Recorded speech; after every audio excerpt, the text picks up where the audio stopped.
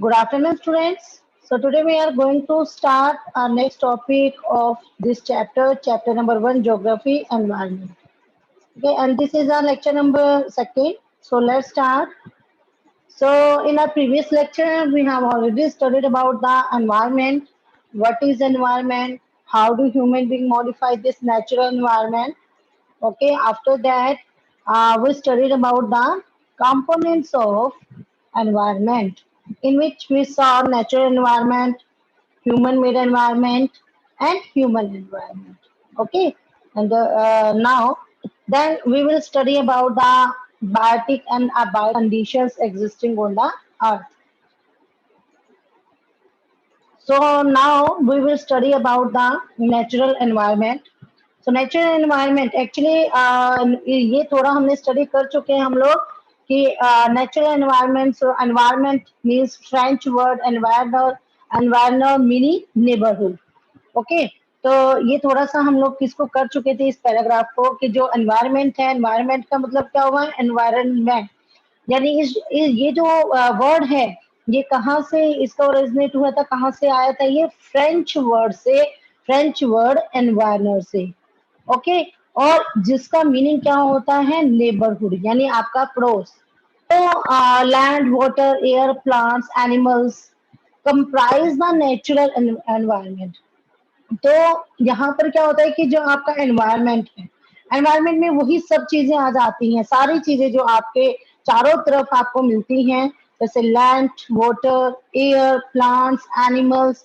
ठीक है, ये सब हमारे नेचुरल एनवायरनमेंट में आते हैं. Okay, and you are familiar with the meaning of lithosphere, hydrosphere, atmosphere, and biosphere from your previous class. So let us learn some more facts about these domains. So now we will study the first of all we will study the lithosphere. So what is lithosphere? Lithosphere क्या है? Lithosphere देखिए हम लोग अपने ये कुछ lithosphere, hydrosphere, okay, उसके बाद एटमॉस्फेयर एंड देन बायोस्फीयर. इनके बारे में हम थोड़ी थोड़ी नॉलेज जो है इस वीडियो लेक्चर में हम लेंगे. So first lithosphere. Lithosphere is the solid crust.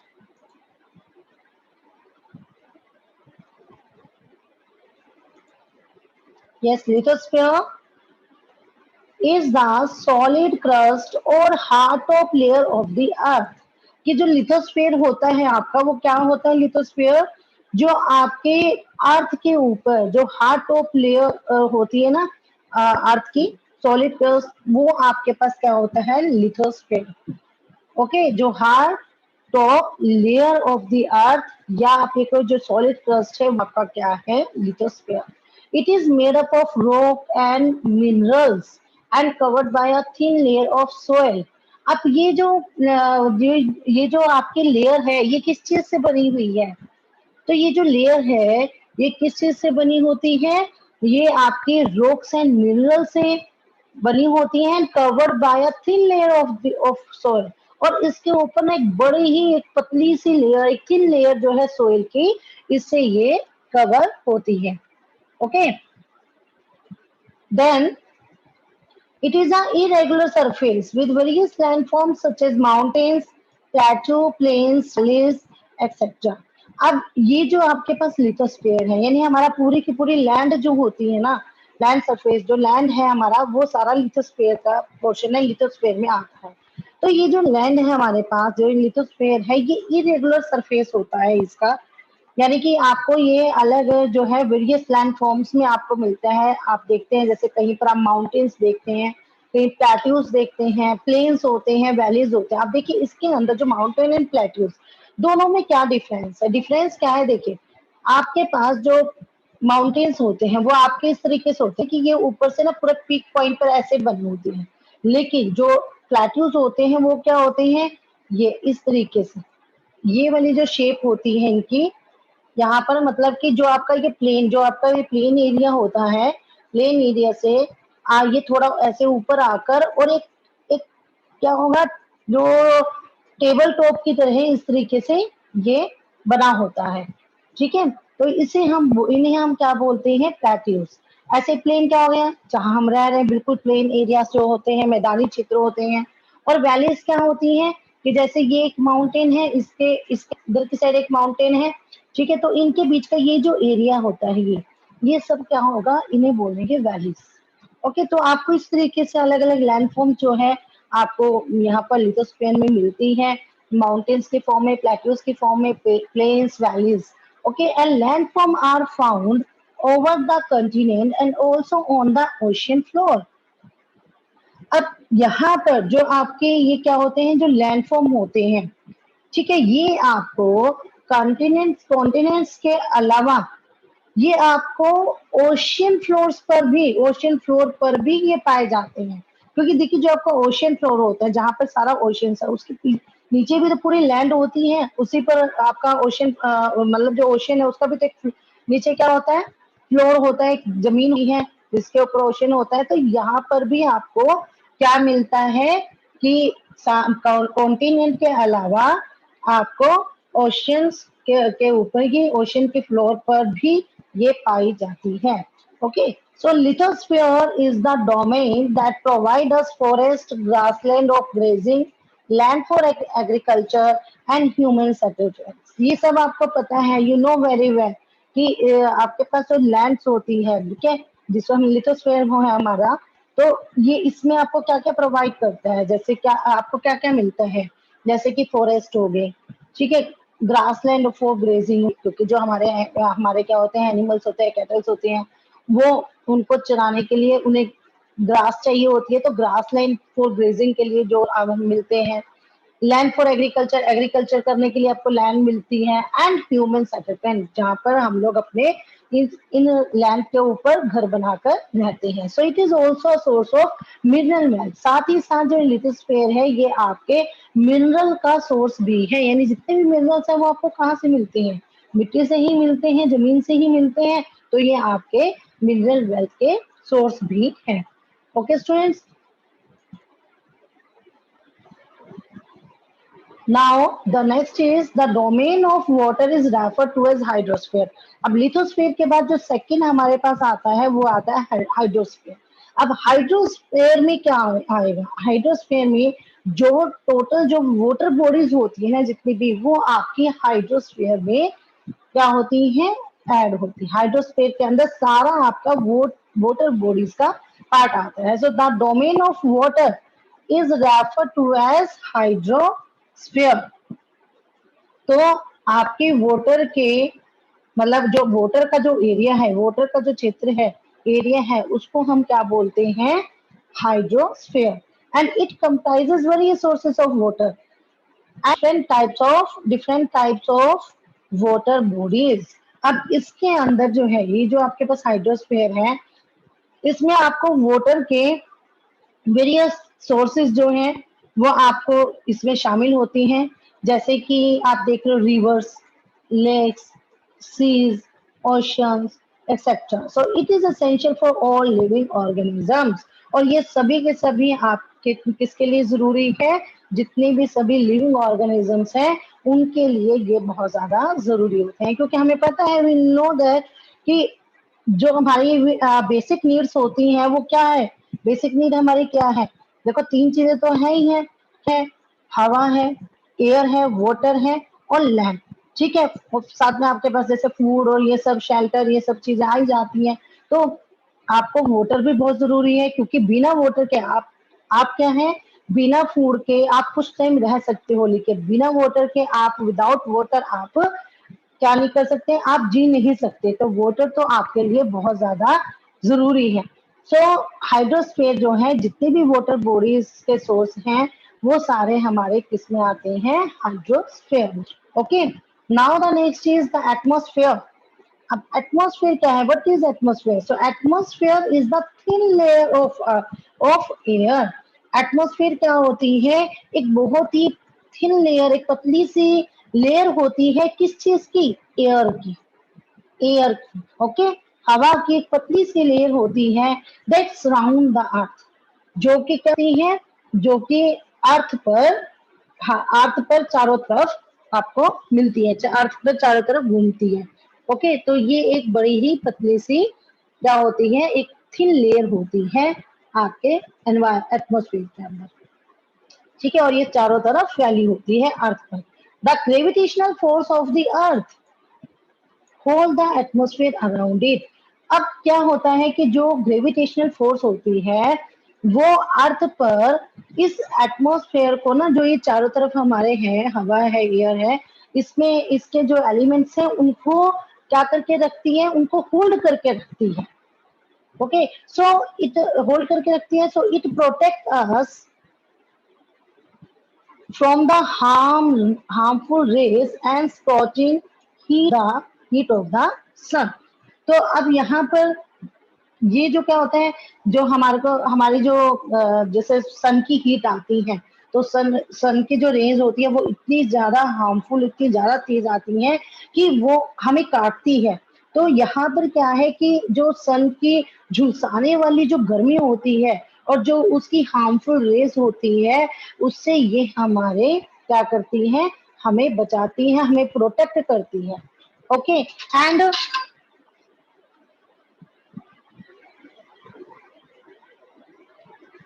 yes, and it consists of number of gases, dust and water vapor। साथ ही साथ अब इस ये जो एटमॉस्फेयर है, इसके अंदर हमारे पास क्या होता है कि यहाँ पर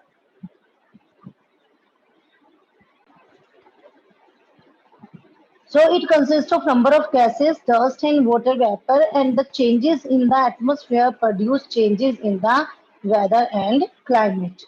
so इस एनवायरमेंट में कई तरह की गैसेस और आपके डस्ट और वाटर वेपर जो होते हैं वो इसमें उसमें मतलब शामिल होते हैं। और जो हमारा एटमॉस्फेयर है, ठीक है, एटमॉस्फेयर में चेंजेस होने से हमारी वेदर और क्लाइमेट उसमें भी चेंजेस होते हैं। क्योंकि अगर एटमॉस्फेयर हमारा देखे, हम देखते हैं कि विंटर में आप देखते हैं कि आपको बहुत ठंड लगती है और समर में आपको क्या होती है, आपको बहुत ज्यादा गर्मी लगती है। तो एटमॉस्फेयर में जैसे जैसे चेंजेस आता है ना, उसी हिसाब से वेदर एंड क्लाइमेट भी चेंज होता है। ओके, सो उसकी next is plant and animals. Plant and animal kingdoms together make biosphere और द लिविंग वर्ल्ड। तो ये अब आपके पास क्या कंप्लीट हो गई, लिथोस्फीयर, हाइड्रोस्फीयर एंड एटमॉस्फेयर। अब लिथोस्फीयर में सारी लैंड आ गई आपकी, उसके बाद हाइड्रोस्फीयर में क्या आ गया आपका, पूरा वाटर बॉडीज आ गई, और एटमॉस्फेयर में आपकी आ गई एयर। ओके, अब देखिए कि अगर हम बात करते हैं कि ओनली लिथोस्फेयर की बात करें, सिर्फ हमें मान लो लैंड मिले ना, हमें वाटर बॉडीज मिले ना, हमें वाटर मिले ना, हमें एटमॉस्फेयर, हमें जो है एयर है वो मिले, तो क्या हम एग्जिस्ट करेंगे, क्या हम वहां पर रह सकते हैं? नो। ठीक है, ओनली केवल लैंड के बिना भी है, लैंड के होने पर भी हम क्या नहीं कर सकते, जी नहीं सकते। और केवल पानी में भी हम लोग रह नहीं सकते, और अगर हवा की बात करें तो वो भी। तो इट मीन्स कि जहां पर हमें ये हमारी जो बेसिक नीड है जीने के लिए, ठीक है, उस ये तीनों चीजें जरूरी है, लिथोस्फीयर यानी कि लैंड, वाटर एंड एयर, ये तीनों जो आपके जो बेसिक नीड्स होती है ना, उसमें ये तीनों आपके लिए जरूरी है। तो हम एक ऐसा जोन, ऐसा एक एरिया देखेंगे, वो जोन जिसके अंदर ये तीनों चीजें एग्जिस्ट करती है, तीनों चीजें उसमें आती हैं, वो हमारा जोन क्या कहलाएगा, बायोस्फीयर।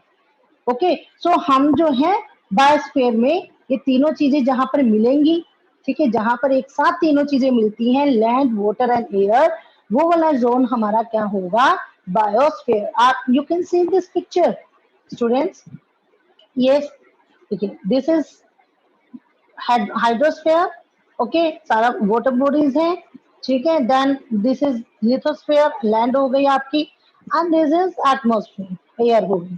तो ये जो सारा पोर्शन है, देखिए इसमें आपके पास क्या आ रहा है, देखिए ये वाटर बॉडीज भी आ गई, लैंड भी आ गई, और यहाँ पर एयर भी आ गई। तो ये जो एक नैरो जोन हमारे पास है, ये जहां पर land, water and third air, तीनों चीजें एग्जिस्ट करती हैं, तीनों चीजें मिलती हैं, वो हमारा हो गया बायोस्फीयर, और यहीं पर लाइफ एग्जिस्ट करती है। Okay, so plant animal kingdom together make biosphere और लिविंग वर्ल्ड। तो हमारे पास क्या होगा, जो जितने भी ये प्लांट्स हैं या एनिमल किंगडम्स हैं आपके, ठीक है, ये मिलकर क्या बनाते हैं, बायोस्फीयर, यानी कि एक क्या बनाएंगे, लिविंग वर्ल्ड जो है उसको क्रिएट करते हैं।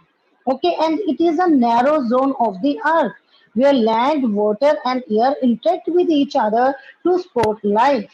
तो ये वो एक बड़ा ही नैरो जोन होता है, एक जिसके अंदर जो अर्थ पर एक बड़ा नैरो जोन होता है, जहां पर लैंड, वाटर एंड एयर तीनों जो है एक दूसरे से इंटरेक्ट करते हैं, और यहाँ पर जो लाइफ है वो यहाँ पर पॉसिबल है। Okay, I think it's clear now. So now the next topic is what is ecosystem. Ecosystem क्या है, व्हाट इज इकोसिस्टम। सो यहाँ पर देखिए, पहले एक स्टोरी है आपके पास। इकोसिस्टम से मैं आपको समझने से पहले एक we read a story. So at an NCC camp that Ravi's class was attending, Jesse exclaimed, "What a heavy downpour!" अब रवि की क्लास के एक एनसीसी कैंप में जैसे ने ना बड़ा ही आश्चर्य से कहा कि व्हाट अ हैवी डाउनपोर, कि कितनी ज्यादा मूसलाधार बारिश जो है वो हो रही है। And it remind me of my home in Kerala, और ये मुझे किस चीज की याद दिला रही है, केरला में मेरे घर की याद दिला रही है। And you should come and see how it pours over the lush green field and coconut plantations। और वो ये कहती है, कौन कह रही है ये, आपकी जैसी, ठीक है। तो जैसे कह रही है कि ये मुझे मेरे घर की याद दिला रही है, जहाँ, क्योंकि वो केरला से थी, और वो कहती है कि तुम सबको आकर देखना चाहिए कि कैसे जो ग्रीन, जो लश ग्रीन फील्ड्स हैं, यानी जो हरे भरे खेत हैं, और जो कोकोनट प्लांटेशन है, उसमें लगातार बारिश होती रहती है। तो वो कहते हैं आप तुम सबको देखना चाहिए, मेरे साथ चलना चाहिए, मेरे साथ आके देखना चाहिए केरला आकर। सो हीरा फ्रॉम जैसलमेर एक्सप्लेन। अब जो यहाँ पर दूसरी एक और देखो थी कि तभी जैसलमेर के रहने वाले हीरा ने आश्चर्य से कहा, हीरा फ्रॉम जैसलमेर एक्सप्लेन। जैसलमेर में से एक हीरा नाम का था बच्चा, उसने भी फिर से आश्चर्य से बोला कि we get no rains, we see only kicker and sand as far as the eyes can see, but you also find camels, said Ravi। अब जो हीरा था उसने कहा कि हमारे यहाँ तो बारिश जो है, रेन जो होती है वो होती नहीं है, और हमें तो दूर दूर तक केवल कीकर या सैंड ही हमें नजर आती है। लेकिन हाँ, वहां पर अब उसके बाद रवि क्या कहता है, रवि उसको आंसर दे रहा है, लेकिन वहां कैमल भी तो मिलते हैं। ओके, सो यहाँ पर आपके पास देखिए, पहले जो इकोसिस्टम की बात कर रहे हैं हम यहाँ पर। सो व्हाट इज इकोसिस्टम, तो बड़ी अच्छे से यहाँ पर एक इकोसिस्टम को समझाया गया है। सो देखिए यहाँ पर इकोसिस्टम क्या होता है। Ecosystem, it is a system formed by the interaction of all living organisms with each other and with the physical and chemical factors of the environment। देखिए हम इसको एक एक करके एक एक क्वेश्चन लेके इसको समझते हैं। इकोसिस्टम क्या होता है, एक्चुअली ये वो सिस्टम है, इट इज अ सिस्टम, ये एक सिस्टम है जो formed by the interaction of all living organisms, जो कि किसके द्वारा बनाया जाता है, जितने भी सभी लिविंग ऑर्गेनिजम्स होते हैं, उसमें प्लांट्स, एनिमल्स, हम भी सब जो है ह्यूमन है, सब आ जाते हैं। जितनी भी लिविंग ऑर्गेनिजम्स हैं वो सब आएंगे, ठीक है। और वो सब क्या करते हैं, एक दूसरे के साथ इंटरेक्ट करते हैं, उनकी इंटरेक्शन से with each other and with the physical and chemicals of environment. अब यहाँ तक समझिए इसका क्या मतलब है, कि देखिए इसका ये मतलब है कि फिजिकल एंड केमिकल फैक्टर्स क्या हुए। देखिए जैसे हम जहां भी रहते हैं, हमारे आसपास जो भी हमें मिलता है, जैसे फिजिकल फैक्टर्स जो होंगे हमारे, जो भी हम, जैसे हम है, इंसान है, वो फूड खाता है, वीट खाएगा, ठीक है, वीट का यूज करता है, कंज्यूम करता है उसको। एनिमल्स हैं वो ग्रास खाते हैं, ठीक है। तो ऐसे क्या हुआ, ये सब फिजिकल फैक्टर है। और केमिकल फैक्टर क्या हो गए, जैसे केमिकल फैक्टर में आपके जैसे वाटर भी आ जाता है, ठीक है, एयर, ये सब आपके केमिकल फैक्टर्स में आते हैं। तो एयर है, वाटर है, तो वो कहते हैं कि जो ये फिजिकल एंड केमिकल फैक्टर्स हैं एनवायरनमेंट के, ओके, उसके साथ, यानी कि हम लोग जितने भी लिविंग ऑर्गेनिजम्स एक दूसरे के साथ इंटरेक्ट करते हैं, किसके साथ, with the physical and chemical factors, जिन इन फिजिकल और केमिकल फैक्टर को जिनको हम यूज करते हैं, इन विच दे लिव, जहां पर ये रह रहे हैं, all linked by transfer of energy and material, all linked by transfer of energy and material। अब ये लास्ट में जो कंसेप्ट है, ये जो लाइन है, अगर हम ये समझ लेंगे तो हमें इजली जो है आपको डेफिनेशन समझ में आ जाएगी। अब वो कह रहे हैं कि all linked by transfer of energy and material. अब देखिए, कोई भी चीज है, ठीक है, चाहे आपकी व्हीट है, ग्रास है, या कोई मटेरियल है, कोई भी चीज आपको फैक्टर जो मिल रहे हैं नेचर के अंदर, अब उन सब में एनर्जी है, ठीक है, व्हीट की अपनी एनर्जी है, ठीक है, ग्रास में अपनी है, या और चीजों में अपनी है। अब जब तक हम उसको इनटेक नहीं करेंगे, जैसे ही हमने व्हीट को इनटेक किया, ठीक है, तो व्हीट को इनटेक करा तो वो क्या हुआ, वो जो एनर्जी है वो हमारे में ट्रांसफर हो गई, क्योंकि हम तभी काम कर पाएंगे। तो हम अपनी नीड को फुलफिल करने के लिए क्या करते हैं, जो हमें एनवायरनमेंट में इस तरह की फिजिकल और केमिकल फैक्टर्स जो प्रोवाइड होते हैं, उनको हम यूज करते हैं, उनको इनटेक करते हैं, और वहां से जो एनर्जी है या जो मटेरियल है वो ट्रांसफर हो जाता है एक से दूसरे में। ओके, तो इसी सिस्टम को हम क्या बोलते हैं, इकोसिस्टम।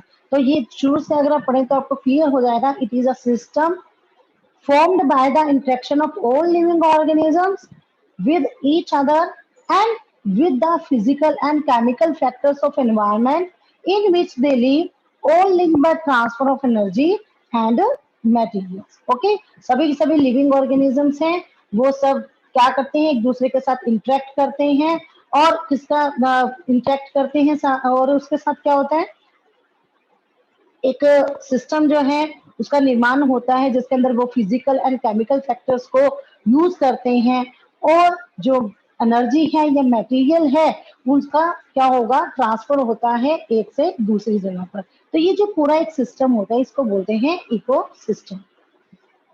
ओके, सो ये जो सिस्टम है जिसमें सभी के सभी लिविंग ऑर्गेनिजम्स आपस में एक दूसरे के साथ और एनवायरनमेंट के उन फिजिकल और केमिकल फैक्टर के साथ क्या करते हैं, आपस में एक प्रोसेस चलाते हैं, क्रिया करते हैं, जिसमें वो रहते हैं, जिसमें जिसमें कि वो ठीक है रहते हैं, और ये सब एनर्जी और मटेरियल के ट्रांसफर द्वारा संबंधित है। Okay, so now the next is, so Hira says not just camels, Hira says not just camel, if you visit a desert you will see snakes, lizards and many insects too। अब हीरा ने ये कहा, हीरा ने उन किसको कहा, कह रहा है, क्योंकि रवि ने कहा ना कि तुम्हारे वहां पर कैमल भी तो हैं, तो हीरा ने ये कहा कि कैमल तो मिलेंगे ही, जब तुम हमारे यहाँ पर हमारे डेजर्ट में आओगे तो तुम्हें वहां पर क्या क्या स्नेक्स, लिजर्ड्स और बहुत सारे इंसेक्ट भी देखने को मिलेंगे। रवि वंडर्ड, अब रवि क्या हुआ, रवि को बड़ा ही हैरत हुई, and why do the animals, the vegetations and the way people live vary from place to place। अब एक क्वेश्चन माइंड में निकल आया उनके, ये सब कहकर सुनकर, तो क्वेश्चन आया कि अलग अलग प्लेसेस पर पाए जाने वाले जितने भी एनिमल्स हैं या आपके वेजिटेशन है या लोगों के जो रहने का वे है वो इतना डिफरेंट क्यों है। ये एक माइंड में क्वेश्चन आता है, क्वेश्चन अराइज होता है रवि की। So are they all related to each ईच अदर, क्या वो सभी के सभी एक दूसरे से के साथ रिलेटेड है। तो टीचर ने रिप्लाई किया, ओ यस वेरी मच सो, वो कहते बिल्कुल बहुत ज्यादा रिलेटेड है एक दूसरे से।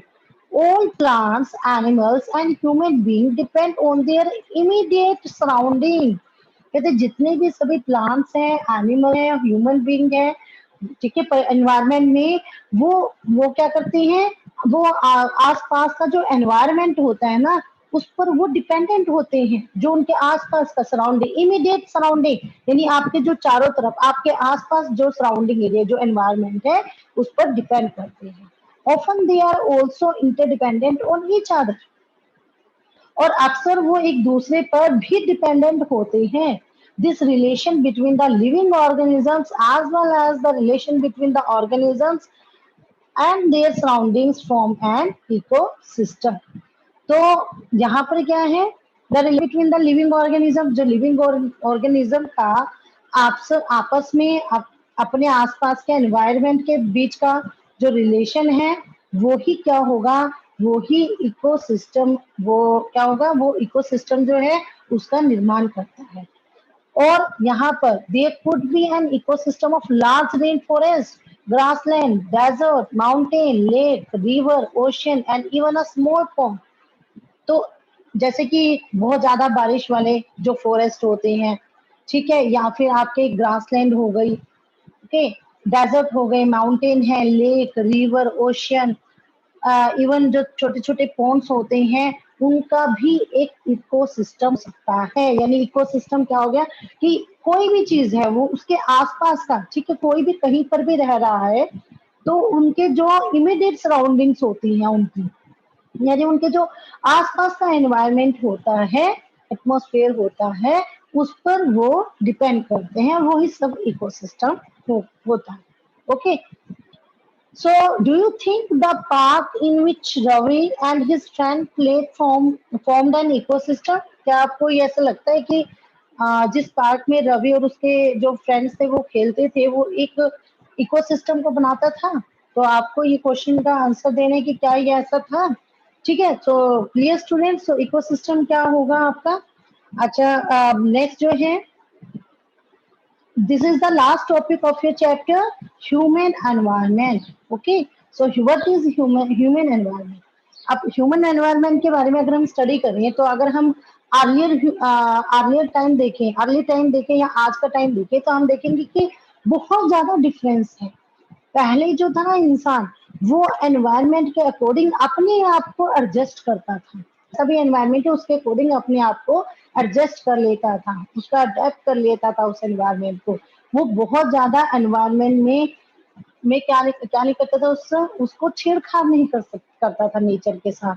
लेकिन जैसे जैसे क्या हुई, जैसे जैसे नई नई टेक्नोलॉजी आई, ठीक है, नई नई चीजें क्रिएट हुई, तो इंसान के बेसिक नीड्स जो है, जो इंसान की नीड है वो बढ़ती चली गई और धीरे धीरे जो एनवायरनमेंट है उसमें चेंजेस आते गए. तो हम उसी को इसमें चैप्टर में उसी को इस टॉपिक में स्टडी करेंगे.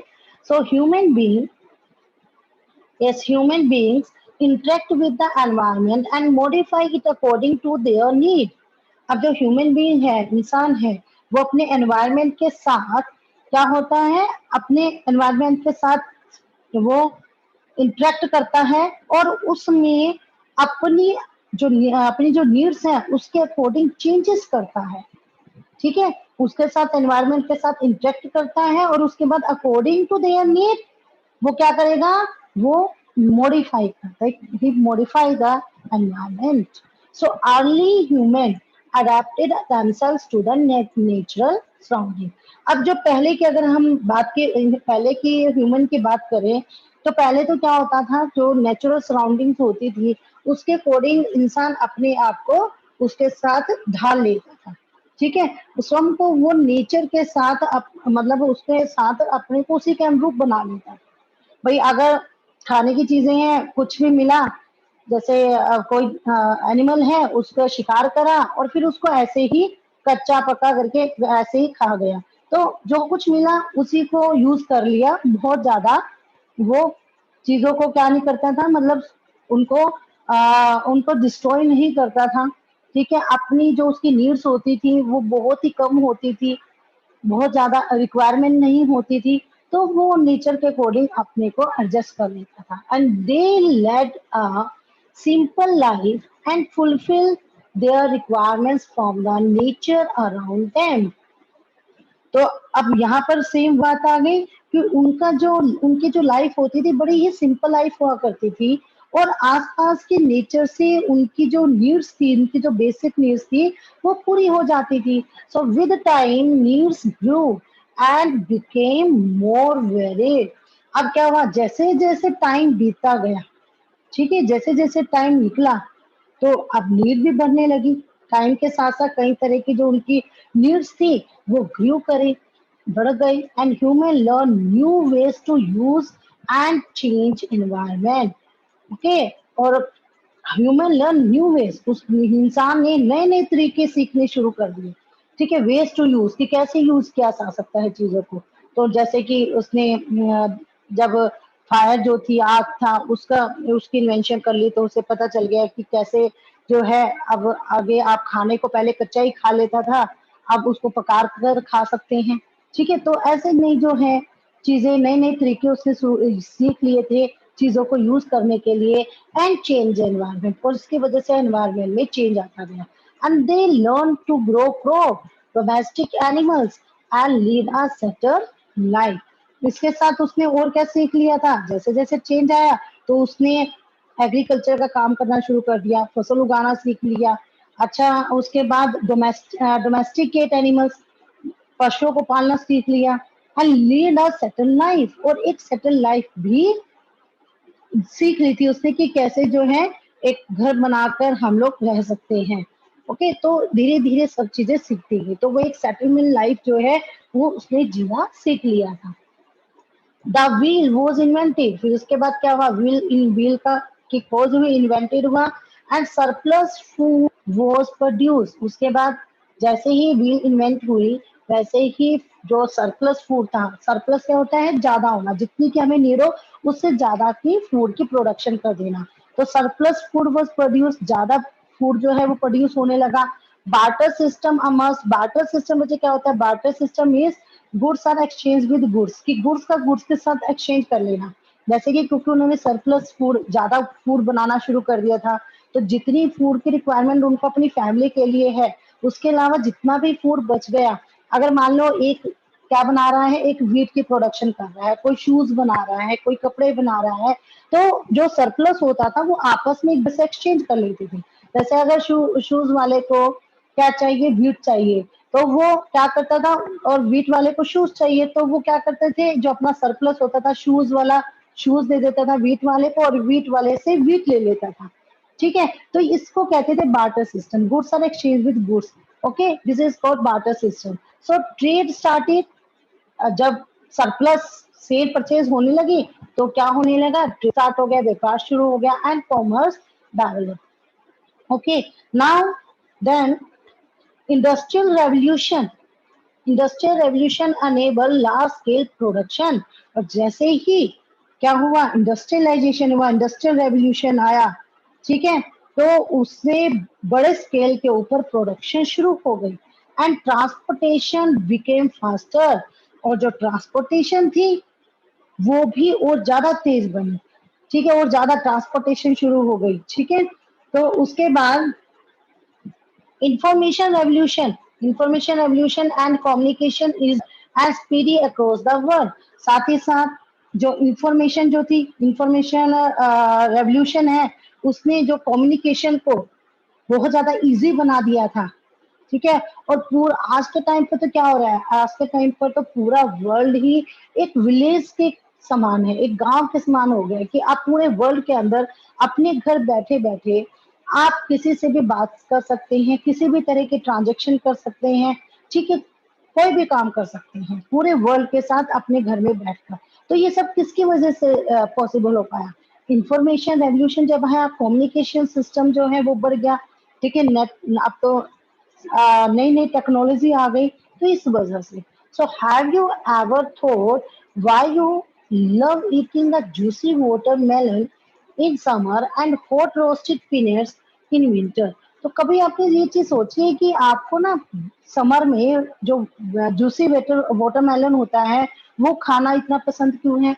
और जैसे ही विंटर आती है तो उस टाइम पर आपको हॉट रोस्टेड जो पीनट्स होते हैं वो खाने क्यों पसंद होते हैं, क्यों आपका मन करता है कि आप वो खाए। सो अ परफेक्ट बैलेंस, मतलब आप समर में पीनट्स खाना पसंद नहीं करेंगे और विंटर में आप वाटरमेलन खाना पसंद नहीं करेंगे, तो ऐसा क्यों है।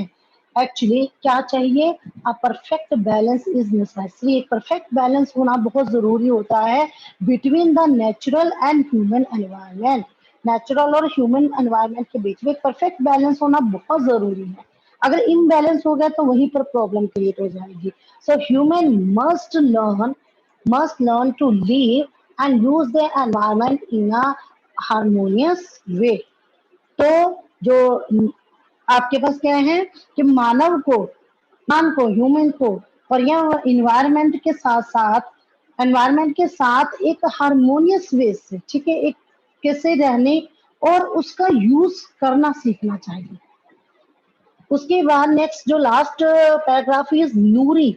नूरी a girl from Mizoram from Ravi's class after talks about the lush green surroundings of her place। अब जो नूरी थी, जो रवि की ही क्लास में नूरी एक लड़की थी, मिजोरम से आई थी, वो अक्सर जो थी ना, अक्सर अपने प्लेस की जो लश ग्रीन सराउंडिंग थी, यानी जो उनकी वहां की हरियाली थी, उसकी बात वो करती रहती थी। Okay, so seeing Ravi upset at having lost his playground, Nuri invited him to visit her home, stay during the coming vacations।